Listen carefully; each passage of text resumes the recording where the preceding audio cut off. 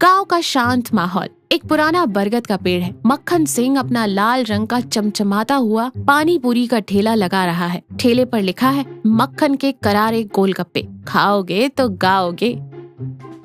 वो खुश होकर गाना गुनगुना रहा है और पूरियां तल रहा है।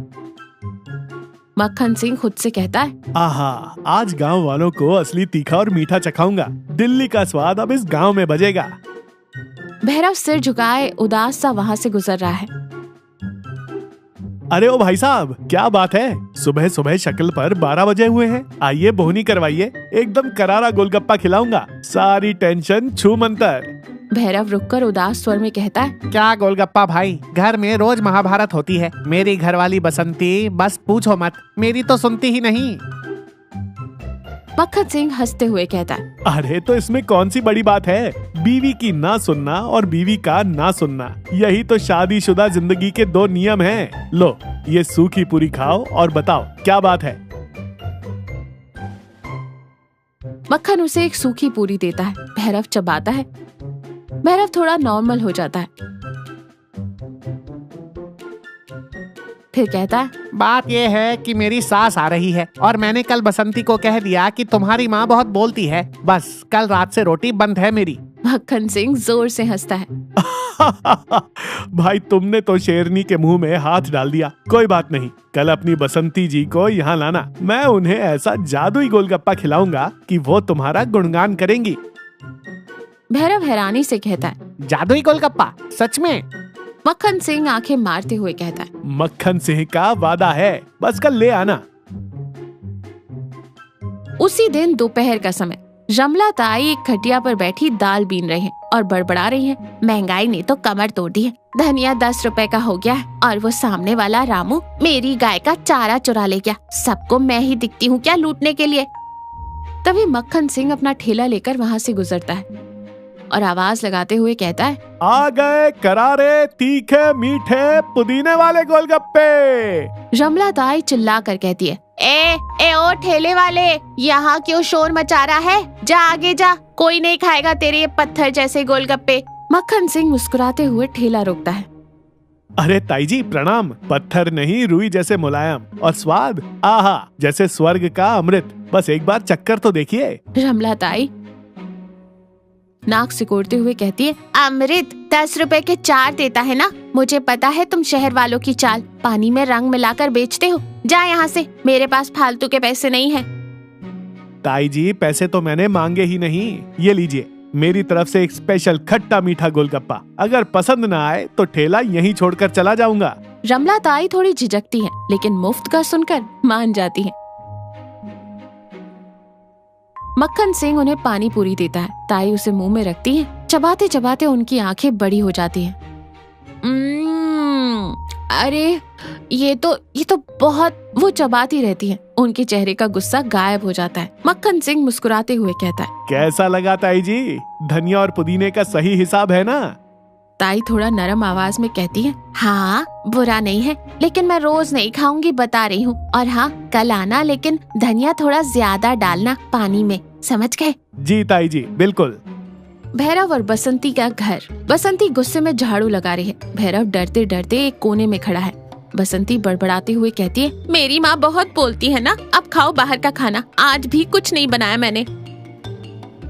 अरे बसंती, मेरी बात तो सुन, वो मैंने ऐसे ही कह दिया था। अच्छा चल, आज तुझे एक नई जगह ले चलता हूँ। बहुत बढ़िया पानी पूरी वाला आया है। बसंती झाड़ू रोक कर कहती है, मुझे नहीं खानी कोई पानी पूरी वूरी। मुझे पता है तुम मुझे बहलाने की कोशिश कर रहे हो।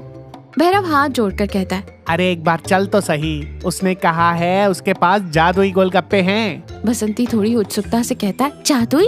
ये कौन सा नया नाटक है? चलो देखती हूँ तुम्हारा जादुई गोलगप्पा। मक्खन सिंह ठेले पर खड़ा है। भैरव और बसंती आते हैं। मक्खन भाई, ये रही बसंती, अब दिखाओ अपना जादू। मक्खन सिंह सम्मान से कहता है, नमस्ते भाभी जी, आइए आइए।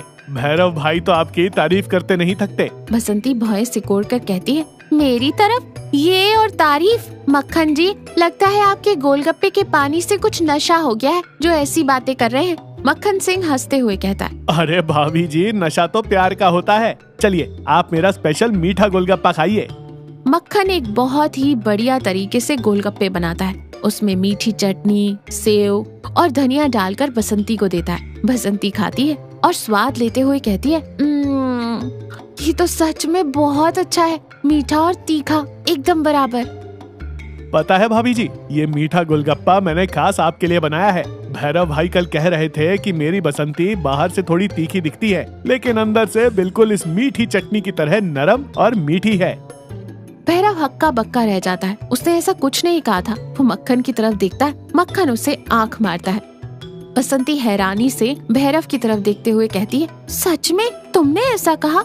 भैरव जल्दी से बात को संभालते हुए कहता है, हाँ बसंती, तू तो जानती है ना, मैं कह नहीं पाता, लेकिन दिल में तो यही है। बसंती मुस्कुरा देती है। उसका सारा गुस्सा गायब हो जाता है और वो शर्माते हुए कहती है, तुम भी ना, चलो एक और खिलाओ खट्टा वाला। अब मक्खन के ठेले के पास थोड़ी रौनक रहती है। रमला ताई अपनी खटिया छोड़कर वहाँ एक स्टूल पर बैठी है। भैरव और बसंती भी वहाँ खड़े गोलगप्पे खा रहे हैं। सब हंस बोल रहे हैं। तभी रमला ताई कहती है, मक्खन बेटा, आज पानी में पुदीना कम है। कल मैंने जो अपने खेत का पुदीना दिया था वो डाला कि नहीं? अरे ताई जी, बिल्कुल डाला है। आपके पुदीने के बिना तो मेरे पानी में स्वाद ही नहीं आता। वो तो आज थोड़ा तीखा ज्यादा हो गया।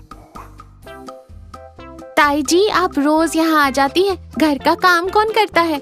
रमला ताई हंसते हुए कहती है, अरे काम तो होता रहेगा। जब से ये मक्खन आया है, इसके गोलगप्पे खाकर दिमाग थोड़ा शांत रहता है। सारा दिन चिड़चिड़ करने से अच्छा है 10 रुपए में थोड़ी खुशी खरीद लूं। सही कहा ताई जी, इसके गोलगप्पे में सच में जादू है। बसंती की तरफ देखकर भैरव मुस्कुराता है। मेरी तो घर गृहस्थी बच गई। मक्खन सिंह मुस्कुराते हुए सबको देखता है। कोई जादू वादू नहीं है भाई साहब। मक्खन सिंह ठेले पर हाथ फेरता है। थोड़ा भावुक होकर बोलता है,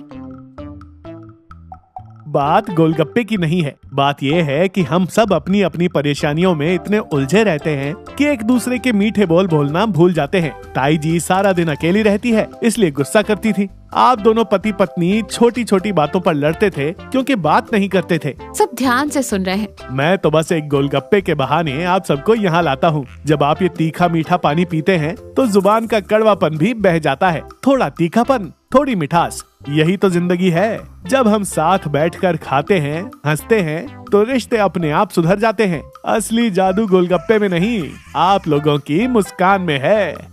रमला ताई की आंखों में हल्की सी नमी आ जाती है। भैरव और बसंती एक दूसरे का हाथ पकड़ लेते हैं।